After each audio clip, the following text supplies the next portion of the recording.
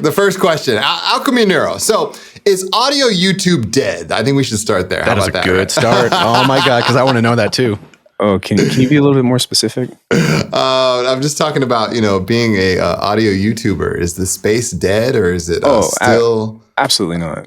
Absolutely not. Yeah. I think that if anything, we have provided a new platform to be able to sustain ourselves, because something that I do feel like is dwindling more and more is actual music releases, but having a YouTube platform allows you to combine everything and be able to release music, be able to release actual content.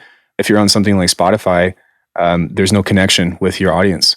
It's like you just have the music. But on YouTube, like, you have a chance to do so much more than just the music itself, where I feel like audio is the theme. I don't know if that makes sense or not, but I feel like that way there's actually so many more opportunities that give people these options. I do think that there's a lot of people that are, and not to talk bad about anybody, but are very comfortable, and I myself worry about being a tutorial factory. But at the same time, one of the greatest opportunities, regardless of like if it's for a job or not, is that we're building an archive of information that anybody can walk in our footsteps and be like, wow, I can watch all this guy's stuff and go from absolutely nothing to, you know what I mean? We're building a library. Well, listen, that was a very wonderful answer to a non-serious question. So I appreciate your openness. Sure. But I totally agree with you. I don't think about that when I'm making content, when I'm making tutorials, that's sort of like a library or an archive that like people can just come up and start. And a lot of people complain. They say, you don't have a clear path from, going from an absolute beginner to and I try my best, right? But there's only so much you can do. But you're right. The real travesty here is that a lot of music releases are falling by the wayside. Like Spotify, in my opinion, Spotify and Apple and all this other, just streaming music in general has really like lost the whole art form of the album. Right. And now it's all about singles, and it's all about just getting stuff out quickly. And the way we consume music has completely transformed compared to when I was growing up. Like, it was like albums were the thing. So I still believe in the lost art form of the album. I think it's so important, especially culturally and artistically. Like, it really does mean something. So yeah, you're right. I mean, wow, look how far we've fallen in 2024. So I try to focus on that. Yeah, go ahead. Yeah, I'm so sorry. I didn't mean to interrupt you. That's okay. Go ahead. I feel like kind of like what I was talking about before, the mindset has changed, because even, 10, 15 years ago, it was about getting on a label and rocking the label out and helping people grow your audience. Whereas now, as opposed to getting a bunch of plays on Spotify, you grow a community from within. So you start with your first fan, you start with 1,000 fans, and you grow from the inside out. And my hopes with my channel, it's more so about people wanting to be a part of my life, if that makes sense, and wanting to be a part of the establishment and the endeavors that I'm taking. And then the music helps supplement that. And I think that people can still, make it big on just, music and stuff and whatnot. But if you look at even a lot of really big people, especially since COVID, people that I listen to anyways, like Cohen Sound, Noisia, even Virtual Riot, right? YouTube channel, because it just makes sense to diversify your content and get people to be as aware of your brand, but also your artistry as much as possible. But you can put your artistry through so many things. You can make YouTube videos, have your music over it. You can make tutorials and be like, look how I made this song. You can, something that I've been doing lately is just, covering topics like, how you all found me. And I feel like I have a platform in which to be able to speak. And so that's not me like bragging or anything. Please don't take it that way. But it's a matter of, I think that if I were just releasing on Spotify, I wouldn't have all those tools at my disposal.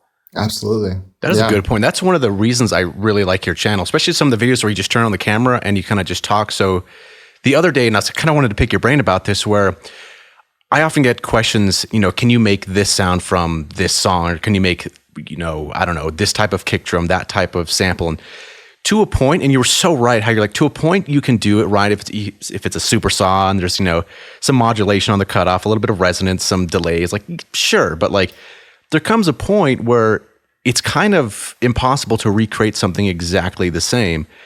And I don't know, like sometimes I'm like, I'd like to take up the challenge. Sometimes you get good results. Sometimes it's like, well, this guy might be using like some crazy wavetables, running this through this other processor, bringing it back into the synth. So it's like at the end of the day, you don't really know where he maybe sampled something weird. Right. So like, how do you kind of approach that when someone's like, hey, can you make this weird, obscure sound for me?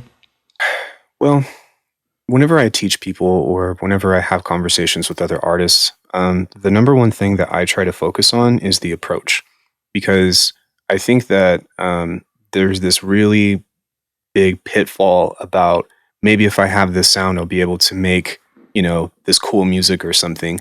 But really, you are going for a technique. And the way that I describe a technique is that it solves a single problem.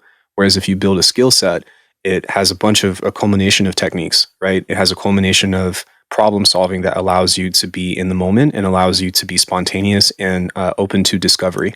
So whenever I teach sound design, I'm like, hey, I might start in a general direction, but I might go in a completely different thing because I might hear something else that sounds even cooler. Yep. But you have to be open to that. And if the only thing that you care about is that actual recreation, then I feel like you're missing the entire point. Unless if you're a sound designer and you're like, yo, I got to have this sound for this pack, which I get, but you might as well go seek those people out and be like, that's what I've done. I've reached out to everybody that has been able to offer me lessons. And I'm like, hey, I don't want you to teach me how to make the sound, but I want to understand how your creative mind works and try to take a piece of that in my own work. I think that makes you a good teacher in that sense, because we all have to keep learning, like we always have to, you can't just stop because then you're going to stagnate. I love reading manuals, dude. That's my therapy at like 2 a.m. I'll read, I just got the ZebraLet manual on my tablet last night. Really? And I was like, this is so fun, right? Just like, oh, what does this parameter do, right? So you have to keep learning. And like, even if you reach out to other people, and this is kind of going off that video that you said as well, where you're like, I like learning from other people, not necessarily to learn how to make their sounds, but learn their techniques. And you kind of broaden your horizons a little bit, and you kind of think, okay, if I apply this technique to my style, because I want to sound like me, right? Like, it's like personally, I don't care to sound like anybody else, right? But like maybe some people have some cool techniques, right? And that can implement into my own sound. Because why would you want to sound like somebody else when there's already somebody else doing that that's way better at it? That's their style. I think it's because, especially for beginners, we have something called a reference point. And with the reference point, that's where you are like, okay, I want to make music. Well, where do I go from here? Right. And when I first started music, I started looking up DAWs and stuff. And I was like, what VST does this artist use? I was that person. What DAW does this person use? And I was like, under this trap that maybe if I had the same tools as that person, that I would be, on the same path to be able to work towards that direction in that style. I think that what will take you the furthest is learning fundamentals of sound design if you choose to do your own sound design, because honestly, you could just use Splice or, whatever. We're all making tunes. It doesn't matter. But if you're keen on making your own stuff, then once you have fundamentals, say, a basic kick, a basic snare, well, now you can take that reference point and start to apply and go crazy with all different kinds of effects and twist knobs and whatever. And that's why like Rolling Sampler, shout out to Birds Things, has been probably the most influential VST or plugin that I've ever come across, because it's constantly recording to my RAM. And so whenever I'm doing this and changing delays and whatever, if I hear something cool, I just pull it out. And now it's, in audio in my DAW, and it saves to my hard drive. What's that called again? Oh, you guys have never heard of it? I've never used Sampler. It, no. Rolling Sampler. Oh my gosh, it'll change your life. Okay. It'll change your life. It's the best $20 I've ever spent. That's actually a really good price. Holy crap. All right. Yeah, I didn't know about that at all. I have a question. I hate to break up the geeky sound design talk, but I have a question for how important do you feel like sound design is to in production? I see a lot of people who are like, well, I don't have the sound design skills, but I still want to make music. And we have a lot of tools out there now, which are sort of like almost put one button push, kind of solve the problem kind of thing. How important do you feel like it is to go back to the foundations of sound design, as a producer? Or do you think that, someone who just has a vision and a goal and a dream can get by in, today's day and age? I think it depends. It depends on the individual and what their goals and what their needs are. You can make music on a guitar. Just in the same way, my partner is a classically trained composer, and we talk about this a lot, but you can do sound design on physical instruments. If I were to tap my fingernail against the guitar, then I've created a click, and I can use that as a single recording. It's everywhere. The cow goes moo, right? In some case or another, we are essentially communicating through audio, which to some extent is sound. So, if you want to be like really, philosophical with it, you're constantly doing sound design, whether you want to or not. If you're mixing, in my opinion, I feel like you're doing sound design because you're shaping sounds, right? You would be using an EQ to either filter something out or to tame something, but here's a spectrum to what degree. At the same time, if somebody is, just making tracks by throwing loops and then calling it a day and they're happy with what they're doing, it's like, who are we to say like what's what, So I guess that's why I say it's all up to the individual. No, that's huge because we often talk about synthesis on the show. We often focus on synthesizers and effects, but really, you're right. I mean, it's everywhere that we go. I mean, you could just walk right outside and hear the birds start singing and be like, "That's music right there." Record it, right? Yeah. And that was the whole premise of my first album, which was called "Language of the Ancients," which was like talking about the code, not talking about, but at least explaining the concept that sound was always here before we were here, before we settled here, before we were even human beings were around. There was still music amongst the trees, amongst the forest, amongst the land, everywhere, the ocean, everything. It was all making music before. A tree falls from the forest. Yeah. Does anyone hear it, right? Yeah, but it's true. It's true. I really love those. There's a lot of those Instagram videos out there now where people are like, watch me make my house track with things in my kitchen or whatever. You know what I'm saying? They're like ding, ding, ding, and then they're like opening stuff. It's so creative and fun. I love that. You have a video on, maybe not fully, but I'm pretty sure I watched it. You did something about glitches and stuff, didn't you? Yeah, I did. I didn't even know you watched my channel, bro. That's really cool. Yeah, I know your channel. I haven't watched everything, but I watch everybody on YouTube because I'm a student as well, and I'm always looking at what. Not so much, again, the techniques, but I'm looking at how are people thinking about things and how are people trying to approach it, because it reflects on the innovation that I'm trying to provide, especially, I don't know if you all feel this or not, but do you all sell like sample packs and preset packs? I do. So like, you ever get that feeling of like, oh man, that last thing was so cool. Like, how do I one up this? Oh my God. Yeah. Yeah. Dude. So the constant struggle is real, right? It's your own imposter syndrome. You know what I'm saying? Like it reflects back on you. Yeah, I totally get that. And then even once you finish one, you're like, okay, well, that was cool. Some of them do better than others for sure. But then you're like, okay, the next one has to have a theme. What theme are you going to do? And it's like that part is kind of hard because once you have a theme, it's kind of cool. It's you can color in the lines, so to speak. Yeah. But if you don't know where to go, that's kind of hard sometimes as well. I'm like, what do you do? And then at some point you're like volume 10. I'm like, fuck. I got to do something different, I mean, in some cases, it depends. So, some of the stuff that I've done in the past was like, I'm a faceplant person. Shout out to Kilohearts. They just have taken such good care of me. But what I do is I make sounds that have really large racks in between throughout. And what I've found value in is that within these racks, you can hot swap them and build your own patch by almost having like a Lego approach. So you might have a general sound that does one thing, but then you have these racks that you can just change the preset on and they're all mapped to a macro. So that way you are constantly getting something different every time you open the patch up. Because for me, I kind of like what you all are saying. I don't want somebody to open up a single sound and then be like, okay, that's it. I really want to give somebody value with what it is that they're getting into, and also be like, how many like, I don't know, I guess like people are really hell bent on having like a signature sound or something, or like, oh, that's this person preset or whatever. Like, I don't want people to know. I want it to be like, oh, I made this sound. It's totally unique. So that way they keep coming back to it. Yeah. Going back to the really geeky sound design angle, is that, are you doing like racks and multipass like Dash does? Or are you doing like racks like right in the middle of it with the oscillators, things like that? To quote an old song, it's Rack City, bitch. Rack City, bitch. Sorry. So right. It's both. So I primarily make neuro bass. That's just my thing. And I really enjoy making kinds of bass. But what I've started doing was I also have random generator racks. And when my first pack Eternum came out, it was the neuro bass rack, and then it was the generator. And then as I kept getting better, now a single patch can make just about every single sound within it. So it has percussion, it has keys, it has pads, it has the bass. And then behind that, because these are all within racks, you can twist the macros and have them feed into each other. So that way you're getting like unpredictable sounds.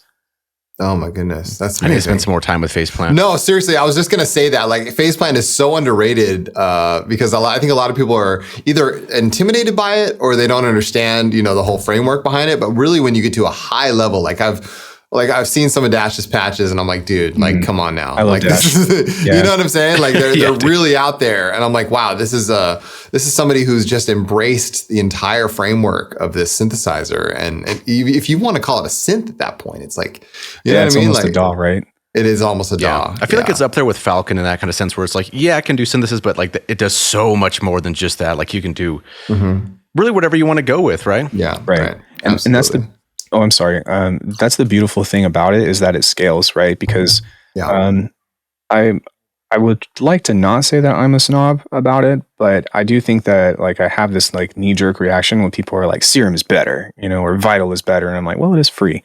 But the thing is that the approach is the same. You know, you start with, and this is how sound design or subtractive synthesis works anyways. You start with a sound, and then you apply effects to it that are either adding to the harmonics or taking away from the harmonics or changing things spatially. But the thing is that once you understand that, you've got one patch here. Like if your CPU can handle it, you just keep adding stuff to it, you know, and keep adding stuff and keep adding stuff and keep adding stuff. And so it really challenges you to say, what else can I do with this? And that's why I like it, because the more that you continue to build, the more that you also, and I have a video on this, but the more that it also teaches you about the relationship between effects, right?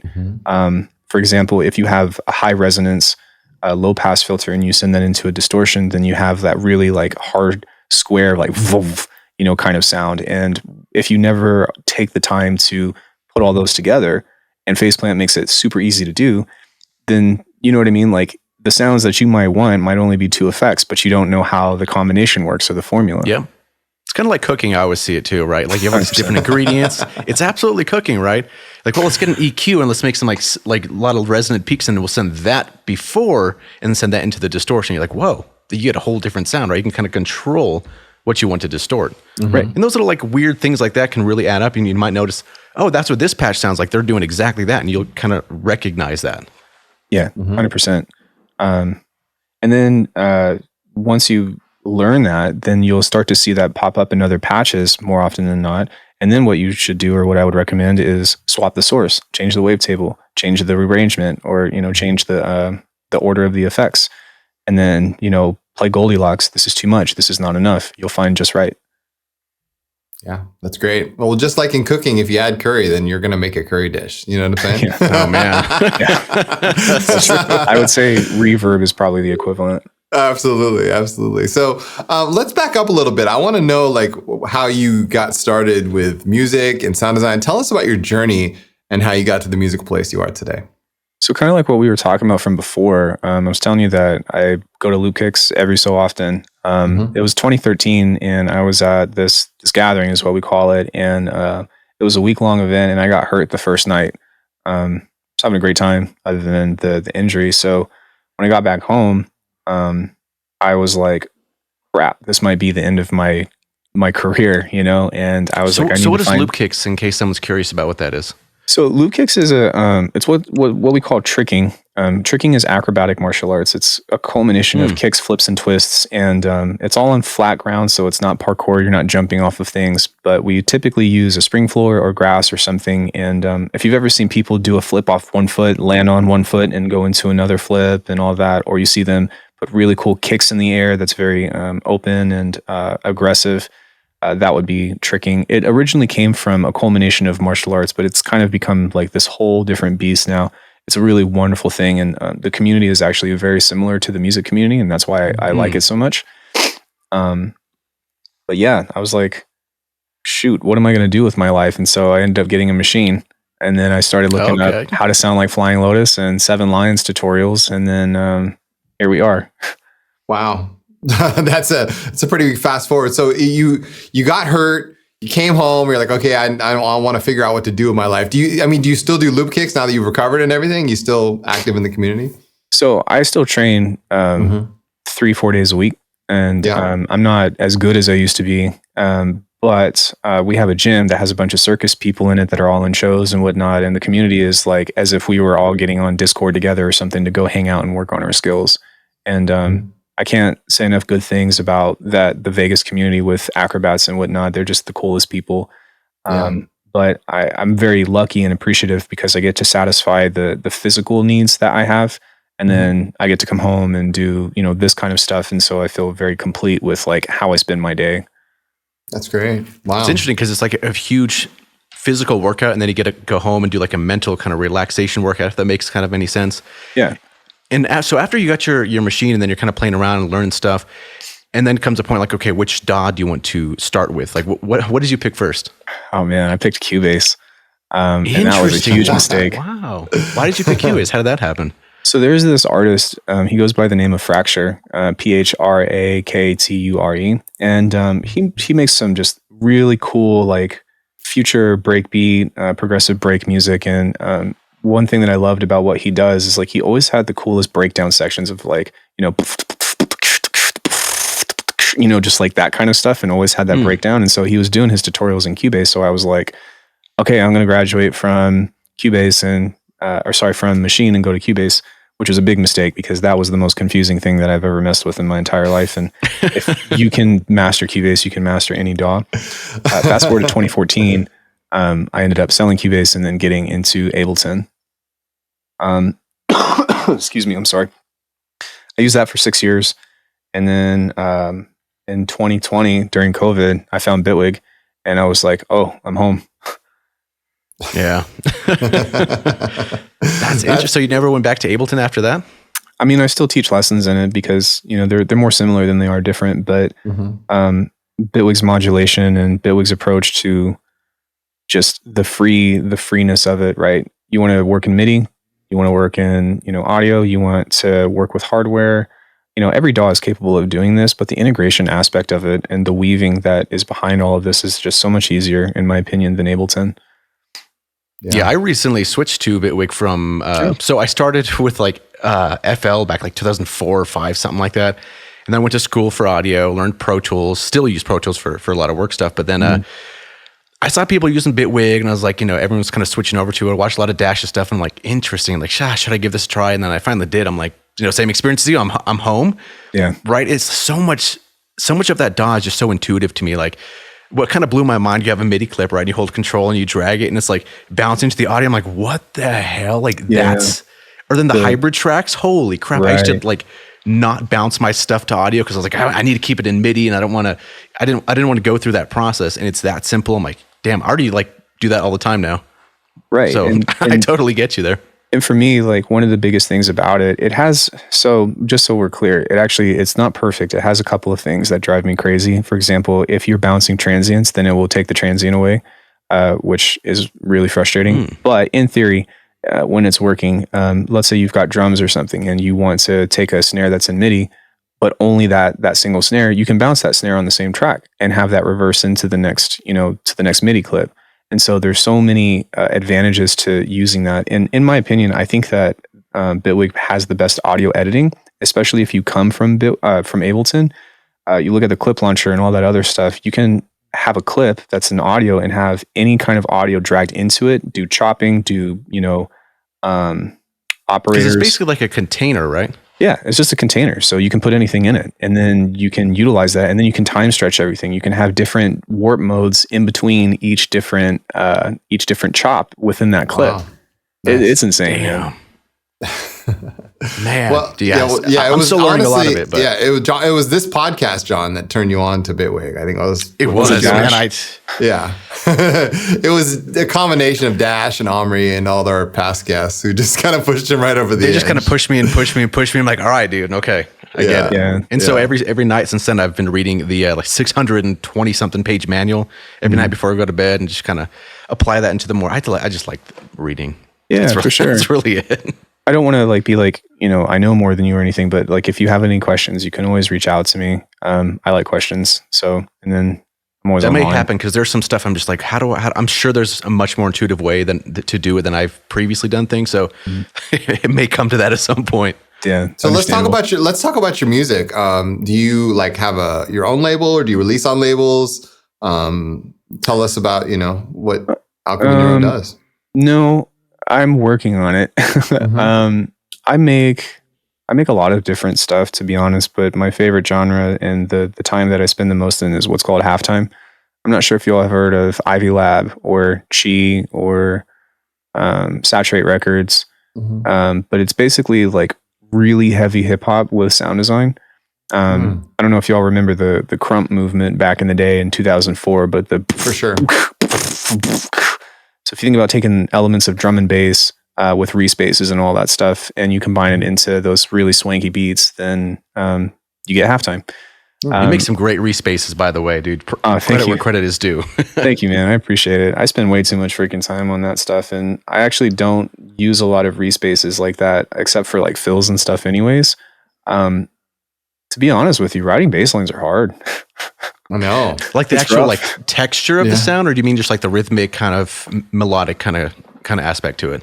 You guys are not to ask a question with a question, but do you ever like have this point of where you're writing a track and it's like super cheesy, and then you add in that one element and you're like, it's finally cool. So that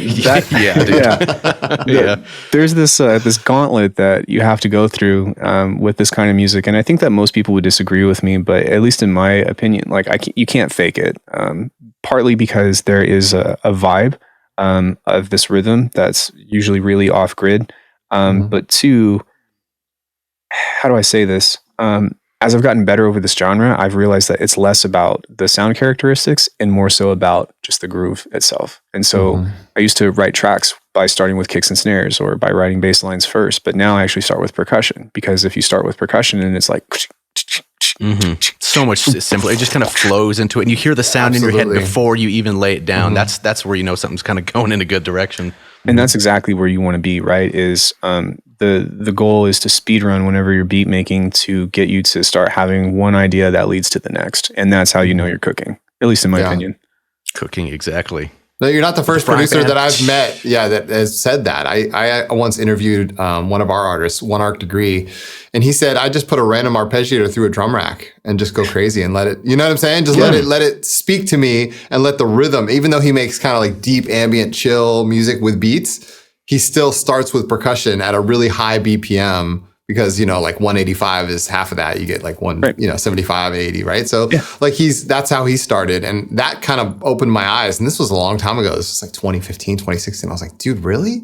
You start with like drums on an ambient track? He's like, yeah, that's where it comes from. Because that musically, that's what ignites his heart on fire. And then it just can spin off from there. So I totally can relate to that. The really cool thing about it is that when you are thinking about things in terms of rhythm, and I feel like this is true for composition, right? Because it's all placement. And if you look at things in a matter of placement, then you're trying to just be really creative with the placement that you have. And you're trying to create a connection behind however many sounds that you're working with. Even if you were to write a track in silence, somebody would be able to, identify what a house track was, even if there's no clips in it, because it's like kick on every fourth beat, there's a snare layered over that. Oh, there's a little bass line. You know what I mean? Like we can tell. So if you kind of let go of the quality of the sounds and you kind of just allow yourself to just continue writing and focus more on the composition, my buddy Nolan says composition is king, then you can, essentially make whatever you want. And it changes you from, I need to like have this huge skill set, to, no, I'm just making something that has this particular rhythm set or this particular BPM or, whatever. And then you can always just replace the sounds later. And I think a lot of people don't realize that. That's a really good point, because think about music that's 30, 40, 50, even 60 years old. The recording sucks, and I'll be the first person to say it's awful. But some of the songs were really good. I mean, they were good song structures. It was catchy. The placement was right. Recordings, but they still stood the test of time. So I mean, I think that's very true. That concept there. Yeah, because I think that, go ahead. Go ahead. No, I can wait. Go ahead. I was gonna say they made the best with what they had. Seriously, even though those recordings sucked, they did what they had with the tools they had available. I mean, I always look at like "Axis Bold as Love" from Jimi Hendrix. Like he recorded that on 4 tracks. You know what I'm saying? Like that's just a testament that I don't know if you could ever match that again, because they were just doing minimal stuff, but like pushing it as far as they could go. You know what I'm saying? And that's probably why And now in today, it's crazy because like you have essentially limitless tools, and it just keeps getting bigger and bigger and bigger and bigger. And so kind of have to do exactly what you were talking about earlier and find that one way or that one approach to get you from going from one idea to the next one. And then once you have that, then that's how you have your workflow. Before we move on, I actually just wanted to reciprocate. I'm actually curious as to what kind of music you all make. Yeah, go ahead, John. Oh, dude, I make everything. It's disgusting. It's gross. I say it all the time. It's just like I think the genre is called agrotech, if I'm not mistaken, because I come from a metal background, and then when I got into sound design, I was like, I want to make you throw up in your ears with synthesizers, and that was kind of my goal, right? So it's just I guess metal with synths. I don't know, distorted vocals, shit like that. I don't know what exact you would call it. I'm bad with genres. People are like, that is a trap beat. I'm like, cool. I don't really know how you defined that, but great. It doesn't matter. Yeah. So yeah, Chris makes beautiful stuff. You tell him about your beautiful stuff. I was called to start making ambient music in 2012, and I quickly got into like making like chill ambient with beats. I didn't even know what it was called at the time, and that spun off into we have 2 record labels now: Synphaera Records, which is our more chill side, and then we have Exosphere, which is like cinematic space music. So cool. That's awesome. Yeah. But much of the stuff that I do is still rhythm infused. I have multiple different projects, and I try to bring, a different aspect of myself to each project. One, my Signs of Life project has rhythm and has glitchy percussion and stuff. But then my other 2 projects, Starterra and Ascendant, are very like sequence based, almost Berlin school, very tripped out stuff. You know what I mean? Where I try to get into some deeper spaces. So that's awesome.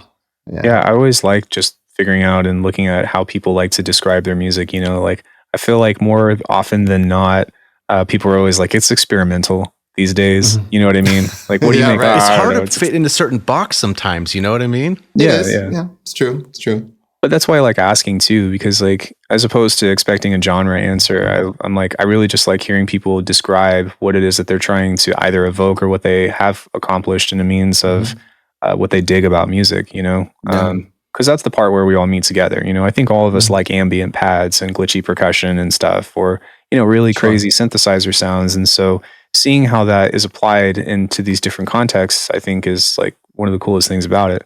Yeah, absolutely. I remember when I first started, I had no idea what I was doing. I just like started, I started putting sounds together, and it was like this sort of like, moment where I was just like, okay, I'm just throwing a bunch of stuff together and seeing what sticks. Yeah. And then eventually, that path just kind of became clear. So if there's any beginners out there who really don't know what they're doing, or they're kind of lost in their own process, eventually you'll find a way. You'll find stick a with path. it. You can't give up. That's the main thing. Just keep pushing forward. Exactly. Yeah. And you're to the point where like my goal is always to get like the corner of my mouth to like go down. You're like, like once you do that, it's stink. But that's how you know you're on the right track. You're like, God damn it, this is where I want to go. Yeah, no, I hear that. Whenever I talk about this with other people, and the way that I define things when it comes into like being successful at music or making songs, is just remembering that everything has a beginning, middle, and end. And the context behind that is irrelevant, but you know what I mean? If you have an intro, you have a cool hip hop beat, you have an outro, congrats, you made a song. And the depth behind that obviously becomes more, complex or whatever. But for me, like, that was part of one of the biggest aspects of my cultivation in the last couple of years with the genre that I was working on, because I was just stressing over like trying to get over this technical hurdle. And I was like, dude, just make a beat. And once I started doing that, my output started churning out so much more. So I've made so much more music. Right now, currently, I'm sitting on 71 potential releases of different genres. Most of those were written in the last couple of years. And that's not like, again, that's not a flex or anything, because the quality, is whatever. But when you kind of just get that and you're like, yo, just put something together, then suddenly you have this quantity over quality approach, and you get so good at just being like, all right, let's just cook something today. And that's why I love streaming, because I get to do that. A lot of times whenever I'm streaming, I'm just making music. Yeah. And a question I did want to ask you, and I kind of like poking this question out, because I think different people have different approaches about this, and I think we all get stuck in this. So, when you're putting together a track, Chris probably already knows where I'm going with this, but like, you have a good amount of stuff going. You have a groove, you got a bass line, you have some leads going on, and you like where you're going with it, 8/16 bars, and then what now? What do you do? What do you do here? Like what's your approach for that? Because I know that's a common thing that comes up, and a lot of people struggle with that. Yeah. And this is exactly what I'm talking about. Is, let's say you have the best 16 bar idea of that you've ever created. Well, why does it need to be anything more than that? Find a way to get into it and find a way to get out of it. the thing That's about a it, good answer right there. the thing about it is like, if your idea is good enough to repeat, why can't you just make a copy of it and figure out a way to get back into it? You start taking these elements that you have from this 16 bar loop and you're like, oh, there's this little melody. So I'm going to take that, bounce it to audio, stretch it out with reverb, automate that in over time, have a little bit of silence. Sorry, my genre, but you know, and then you have an impact and it leads into your bridge. But then you start realizing that your intro is almost, it can be the same thing as your bridge and your outro. So like if you can make an intro and you can make a 16 bar loop, you've got a song. Yeah. That is a refreshing news to hear, because I think a lot of us overthink that. And I don't know if you've heard this advice too.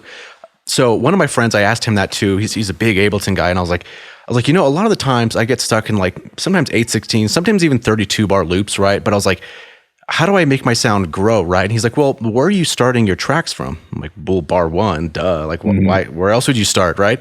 And he's like, try this. He's like, next time, start your track at like bar 50 and kind of like work a little bit backwards and then work a little bit forwards.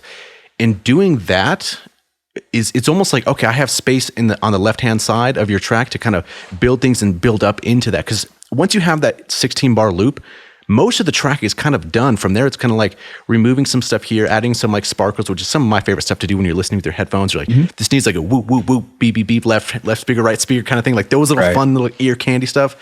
Then you start adding those things, and by the time you realize it, your song's pretty much done, or for the most part, like fleshed out. I've got a couple of thoughts on that, if that's all right with you. The first thing is that if you start your project somewhere that has both the left and the right side, then you start looking at it like a collage, because you have one core idea and you can have sounds on both sides that you can audition and swap, or you can create a duplication of that 16 bar loop somewhere else and start making changes to it. Well, now you've got an A section and a B section. Then you start having this jigsaw puzzle piece to where you can look at it and be like, okay, well, I've got this. Now I know that something needs to go here. And you can just use a dummy clip as placement to help guide you of solving the puzzle. I don't know if that makes sense or not, but you know, I mean, I guess there's some other technical things of like duplicate and variate, right? Which I think a lot of people give, but you know, depending on what it is that you're doing, a beginning, middle, and end needs to take the energy from here, go here, and then go here, or start here, go here, and go here. But it just needs to do something like this. And so, sorry, sporadic thoughts, but yeah, I mean, when it comes into, you know, creating a project, you just need to have a core idea and find a way to introduce it, and then you need to find a way to let it go. And sometimes it's just a reverb hit at the very end of, you know, like, yep, that's my song. Like, who says you can't do that? I think of all the good hip hop tracks you've ever heard that are just like basically 16 bars, you know, and they're just pushed Beat out. tapes.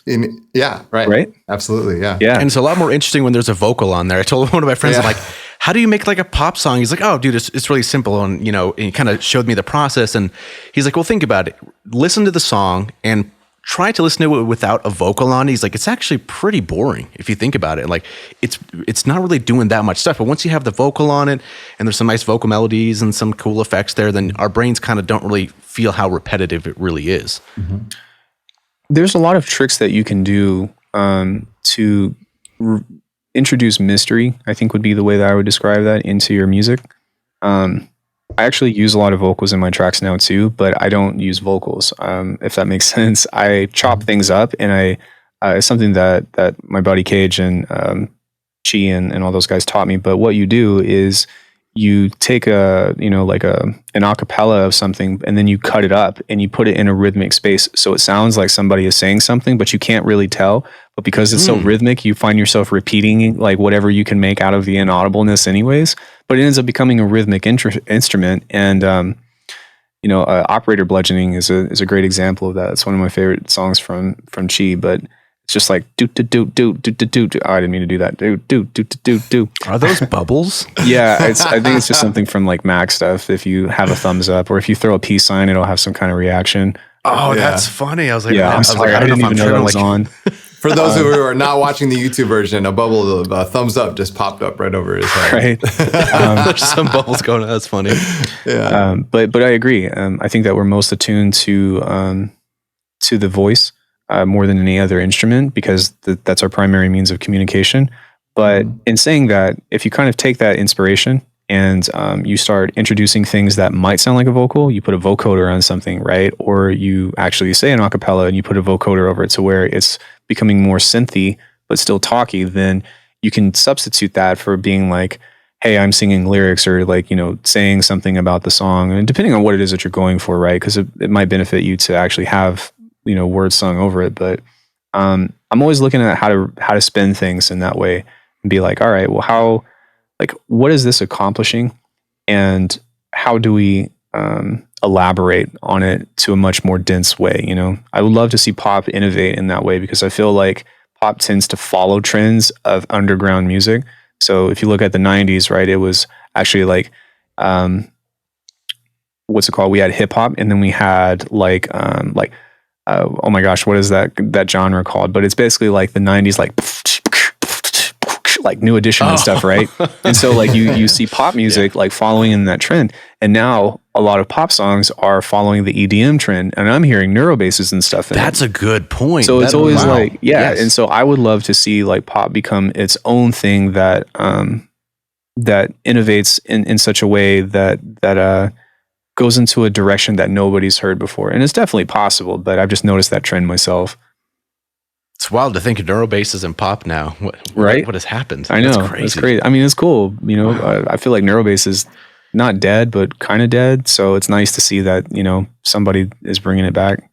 Mm-hmm. Yeah. Well, we saw dubstep when dubstep was in, there was a lot of dubstep in pop too. You know what I mean? Like all those same genres that just like all of a sudden it was where the interest went. I think that's what big pop producers are probably thinking. Like, oh, a lot of people are interested in this, or they're being influenced, maybe even subconsciously. Maybe even that's what they listen to outside of making pop tracks. You know what I'm saying? Like, who knows? It could just be. I feel like that's why Skrillex was like such a G for like capitalizing on that, right? Because when he worked with Justin Bieber, like Skrillex was the dubstep guy during, couple years before that. And then in 2014, 2015 or whatever, when he came out with Where Are You Now? And it had those elements of, dubstep, and it had those elements of his modern sound with that. Like, I think that he did a really cool thing for bridging that gap. And I feel like you don't really see that a whole lot with, I don't want to say underground artists, but like artists that are in this completely like deep bass genre or whatever coming into mainstream like that. That was a cool moment for us nerds that are sound designers.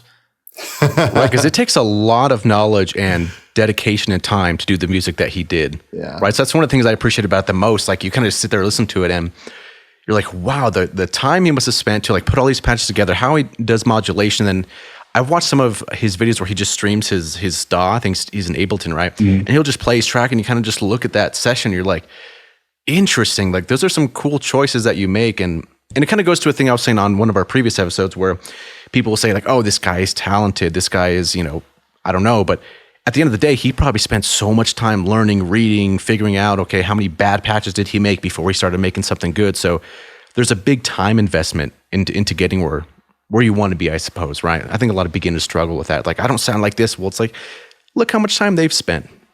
I think kind of like what we were talking about from before, there's this huge misconception that like you need to, if you sound design, that you need to fill your track up with a bunch of patches, right? So it needs to be like phase plant bass 1, phase plant bass 2, phase plant keys, whatever. Like, I wouldn't recommend that, to be honest, because what ends up happening is you have a very linear means of creation. I'll just full disclaimer, I'm very big on resampling and like, just mangling audio and stuff to the nth degree. But if you have a sequence of just and this is something that I learned from my mentors, but if you have a sequence, right, a musical idea or a rhythmic idea, and you start with a sound, but you start morphing the sound over time in your recording, then what ends up happening is you have all of these different expressions of the same melody, of the same sound that you don't have to make these patches to. And what ends up happening is it opens the door wide open for like all these different iterations and things that can either be fills, they can be, variations of you replacing it, but you can essentially make a whole song with one patch. And I know this because I've done it. And that's like, when you start looking at it that way, you're like, oh, maybe it's not so hard. But if you're like, yo, I got to design a neuro bass and then I have to do resampling on that. And then I have to, make my own drums and make that a patch. Like, Honestly, these days I just throw a drum loop in there and I start distorting it to hell and whatever and like time pitching it out. And then if I have something that sounds kind of like a kick, I'll just formulate it into a kick that I'm happy with, or a snare that I'm happy with. And you're right, I did go through all that process of learning how to make, snares and drums and all that from scratch. But now taking into account those fundamentals like we were talking about from before, I don't need to worry about that. Because that was I feel like a lot of that's a rite of passage to go through. You know what I mean? Like that time that you spent doing that, it kind of helped you understand and build that to be able to be as free now to do what you want. You know what I mean?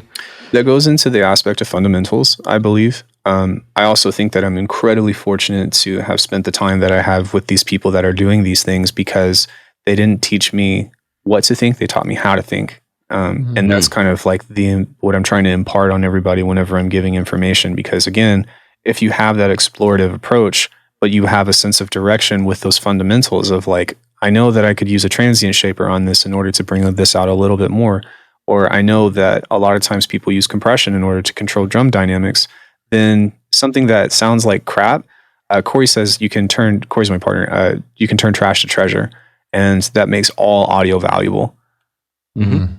Wow. So for those who are following at home who might not understood some of what you said, what do you mean by morphing? You mentioned using one sample on an entire track and then morphing it. Does that mean just like taking, like resampling and then putting some more effects on it and changing the actual harmonics and tonal quality of that first sample? What is morphing? Yeah. So let's say you've got a simple melody with just a sine wave, right?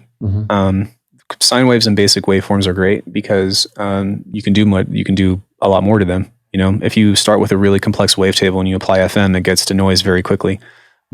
So if you have just a basic waveform that has, some kind of melody, and you start to apply really short amounts of delay to it that has pitching on it. So if you change the delay time and it will go, or whatever, then you start applying and modulating distortion on it. Then you start applying filtering to it. Then you start applying more delay, and you have that rolling sampler going on, or you have a resampling track that's recording. Then you're giving yourself all these instances of that same sequence over and over and over again. And it allows you to make the most out of just a single core idea. And you don't even have to stick with the melody, because there will be a point where you step off and you'll be like, oh, this melody's, or like this note sounds cool with this. And I've developed a completely new call and response in which to base a track around. But it's just a starting point. It's just a way that you don't have to like be so good at, serum or something. Like you just mess around, but you mess around, you play, but you play serious. You have an intention, but the intention is trying to get the most sonic variation as possible. And it doesn't need to be something specific. Yeah. Wow. I like that you mentioned that about the basic waveforms, because I know it's a huge thing, especially when Serum came out, right? Everything's about wavetables, and that's cool and all. But I feel a lot of the times the basic waveforms are like just a typical analog engine, like in Pigments, for example, or something like that. A lot of that gets overshadowed. And every time I start a new preset, I always kind of just go to the analog stuff because there's so many possibilities. Like one of my recent videos that I wanted to show people was that you can get a sine wave and then distort it little by little by little with more distortion modules. And you can really create some interesting waveforms that way as well. Like you don't always have to have some crazy complex wavetable or scour the internet for hours to find wavetable packs. You know what I mean? Yeah. Like the basic waveforms are just amazing, right? The sine wave is all holy and everything because it's everything that we have, right? But just a simple one, you can make that into very interesting stuff. So what you're saying about the delay and stuff, I kind of want to try that as well. So even to, build off of what you're saying, like I don't even know if you said it on purpose or not, but you were talking about building distortion in stages. We call it saturating in stages. It's the same thing, but saturating in stages as opposed to, just one effect at 100%, right? Because then it just makes everything sound like a square. But if you have just a subtle amount, a subtle amount, a subtle amount, and then you actually apply filters in between, right? To where you are actually doing that kind of sculpting, like harmonics are harmonics, man. And like, you know what I mean? And so when you start adding harmonics to it, you have so much control. And even if you don't have the greatest distortion, say you don't have Trash 2, but you have anything that Ableton has or anything that Bitwig has to offer, but you understand that approach, then exactly what we were talking about, the tools don't matter anymore. It's just understanding that there's this component or this approach to sculpting sounds in that way. Clipping in multiple stages. I'm really big on like, I want my drums to be as big as possible. So as opposed to just slamming one clipper, I don't know if you all have seen Bathymetrics. She has this video of clip it and clip to zero, to where she's clipping every single stage in order to get maximum volume out of everything. Interesting. The working in stages part is a big deal too, right? Because it's interesting to put an oscilloscope right next to you and just watch how like 3% change on this one, okay, and then go to the next one. Maybe have a different algorithm, 2% change on that one, and then maybe, like you said, doing some filtering, and like you just do in stages, and then it's so interesting that way. I think doing sound design. Yeah, and like I think that it's important too to like take that structure and then break it once you get it. Go that mile and use that on a complex wavetable, or put a really hard low pass on that and slowly start to introduce like more and find a relationship, simplify the waveform and start adding to it. That's where you're really going to start to find these really cool discoveries that will lead you to really cool sounds. But why can't you do that, just with a single patch and or like a single track or something, and then you're starting to do that live while you have a sequence recording? Well, now you've got something that you can actually immediately reap the benefit from throwing into your track, right? Because that's what it's about. At least for me, it's always been about the music. If I'm just trying to make a sound or whatever, then it's really easy to get lost and just being like, look at this cool sound I made, but I don't know how to use it. I don't know if you all have ever experienced that before, but dude, I watched your video on that and I was like, that's a good point, right? So like you can make the coolest sound in the world, but it's like, okay, what do you do with it? Like this bass is awesome. Everybody just going to love this bass, but if there's no context in it, it's like, is it good though, right? If a tree falls in the forest kind of composition is king, like you said, right? Yeah. Right. So if you approach sound design with composition, and I think that's why for me, like making arpeggiators or making, sequence-based things, kind of like you say, is one of the easiest things to do, because it's like, there's your track right there. And then take that and put some spin on it and apply some different means of exploration to it. And then record out what you get and take the best bits and, variate that sequence and throw some drums over it. Or, let's say you've got all these cool sounds, but they're all kind of, like not the best. Like, dude, writing with 808s is so easy. Like literally you can take any of this stuff and like turn something into a pluck, right? Or if it's not quite there, that's where you go back into those fundamentals about being like, I'm going to turn this into a pad. I'm going to turn this into a pluck or a key. Or this kind of sounds like a bass, but it doesn't have enough XYZ. All right, well, I'm going to high pass that and use that cool framing as a layer and then apply that. You know what I mean? Like, it's always malleable. There's always some kind of use that you can get from that. It's just that you have to you have to start seeing that for what it is. Not you all, but just as somebody that's heeding this advice. I like that. That kind of reminds me of, there's two schools of thought, right? From what you're explaining, it's kind of like you're working on a track and you're kind of wanting to go somewhere, so you're going to do those effects right in that session. And I've heard people say, separate the creative spot of like writing a track, arranging a track, something like that, and then sound design separate. And what's kind of your opinion on that? So I recently did a lesson with somebody about that, where I was the student, and they actually tend to agree on. I know that you asked me, but just as a means of, hey, here's some insight that I shared from people that I look up to. Sure. But they said that you should relatively you should try to separate as much sound design from the actual writing process. But the prep that goes into that is by saying, well, it's time to write a track, and I'm going to start conceptualizing a track. Starting with a sequence is still incredibly beneficial. It's just that you have something like that, and that's your reference point. So once you have all of the stuff bounced out or whatever, then you take all that stuff and go into that. So it kind of does this, because if you have a musical idea and you're like, oh, that's a cool melody or a cool chord progression or a cool drum beat or whatever, you start there and you make something to that. Then you start breaking it. And then you can save all those sounds in a folder. And now you already have a creative musical direction in which to start to contextualize these sounds, because you've already got an idea, right? It's already made for you. It's like when you open up a loop pack or something, right? And it's just a melody and you're like, oh, I know what to do with this. Just add a beat over it. You're essentially creating that for yourself, or trying to give you that one-up advantage.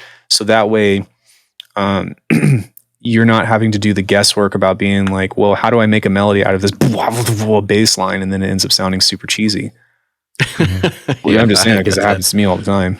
In your process, are you very specific about how many bars are each of these samples? Like, you only make 1 bar samples or 4 bar or things like that? Or is it just like you have a folder full of just random samples that you've collected and then you just throw them in your track and see where they fit? To be honest with you, I usually make everything in the same session. Yesterday I made a 4-minute tune by remixing a track from Saruda, and there was just this little like 2-bar melody or whatever, and I did exactly what I was telling you that I was doing, but it just gave me enough ideas to keep going. But the sense of complexity is kind of up to you. And one of my favorite ways to work is I have an Oxy One sequencer. And the reason why I love that thing so much is because it will create a sequence for you, but then it has all these ways to break the sequence, but still in harmony with whatever it is that you're doing. So while that sequence is playing, I'm sitting here just letting that run. And then I might say, okay, now switch up the order or play this way, right? Like a fugue machine or something. And now that's kind of the same key and the same stuff, but I'm getting more variation from that. And then I'm just like I said, I'm really just going ham with effects.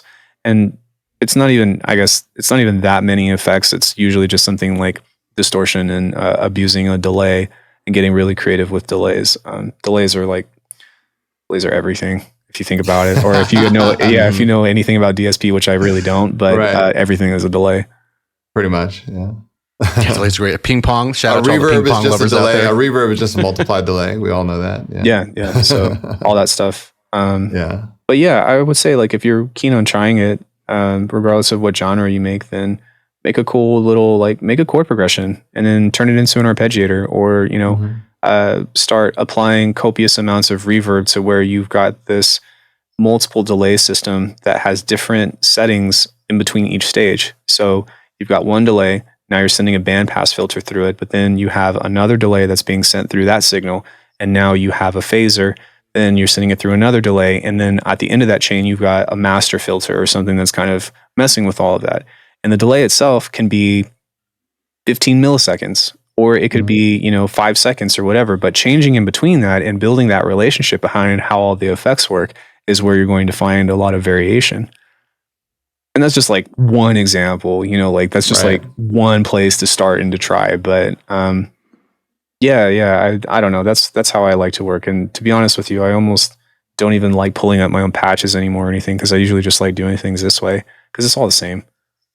And it kind of almost fits the track a little bit better, right? I've gone through my own presets and like, okay, what should go with this track? And then my friend's sitting here and is like, well, let's just dial something up right now. And then we just put it together and it kind of fits exactly right with the track. Like I tell him, I'm like, do it with your mouth and we get an approximation of that. And it makes some weird sound. I'm like, okay, let's do that. And it works more better. That's so awful English. It works better than actually like looking in your preset packs and finding something that and then you waste the time too, right? How many times have we clicked next? Next. That's exactly what I try to avoid. Next. As soon as I started working that way, it really changed the way I approach music. So like I used to just kind of rely on some presets to get started, or even like deconstructing presets. But as soon as I realized that when I start making music, everything's gonna happen in the moment. And every sound that I want to make is already inside my head. I just have to find some way to have it materialized. Right. It completely transformed my entire creative process. It was, And you have a great point too, because if you are variating off of a single sound, then it's all from the same source. So it's going to be so much easier to make it relative.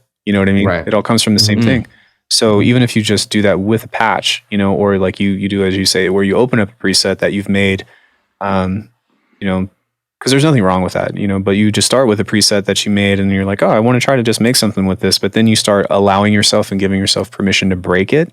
Then you're getting all this variation that is all from that same, source sound, that it all has a relevance now. And so there's a much higher chance for everything to work together because of that. It's almost like everything's coming from the same instrument.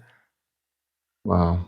Well, I speak for everyone who's listening or watching this podcast. I feel so much more inspired now. I feel like I just want to run and just grab my DAW and start mangling some sounds, man.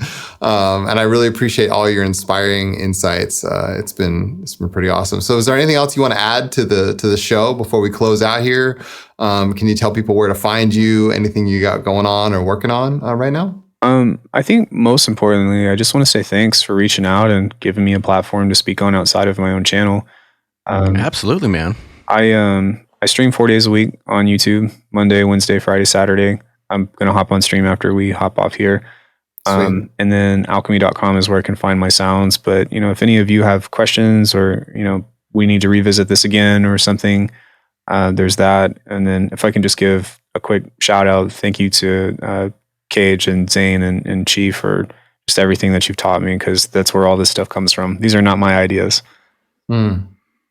But I like your thought process, and I think you guys should go and check out Ian's channel because there's a lot of, I think I like your philosophical approach to things because there's a lot of technical stuff out there. Sure, that's great to learn.